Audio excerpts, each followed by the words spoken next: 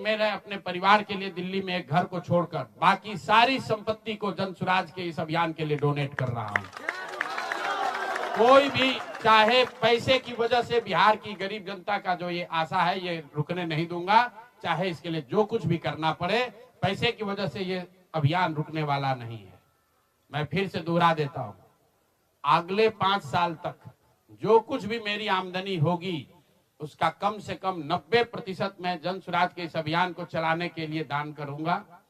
और दूसरा, अगले पिछले 20 वर्ष में जो कुछ भी मैंने कमाया है, मेरी जो चल अचल संपत्ति है, उसमें एक अपने परिवार के लिए घर को छोड़कर बाकी सब कुछ जरूरत के मुताबिक जन सुराज को डोनेट कर दिया जाएगा। इसके साथ ही मैं आपसे ये भी आपके जरिए बिहार की जनता से, जन सुराज से जुड़े हुए लोगों को ये आह्वान करना चाहता हूं, आप भी संकल्प लीजिए।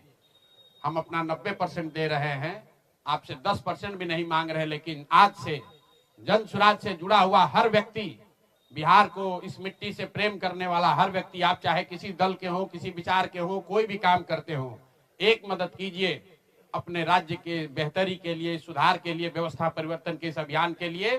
कम से कम 1000 रुपया जरूर आप डोनेट कीजिए, 1000 रुपया जन सुराज को जरूर दीजिए। अगर आप बहुत गरीब हैं, आपके पास 1000 रुपया नहीं है, तो समाज से चंदा करके दीजिए। लेकिन अगर आप जन सुराज में जुड़े हैं, जन सुराज के इस प्रयास की सराहना करते हैं, तो सिर्फ YouTube पर कमेंट करने से नहीं होगा, सिर्फ धक्का करके मेरे से मिलने से नहीं होगा कि भैया हम हमारे साथ, आपके साथ हैं।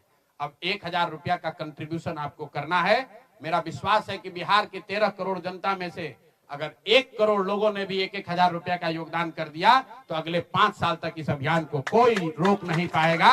इसलिए ये जरूरी है। और साथ ही अब आगे से मेरे से मिलने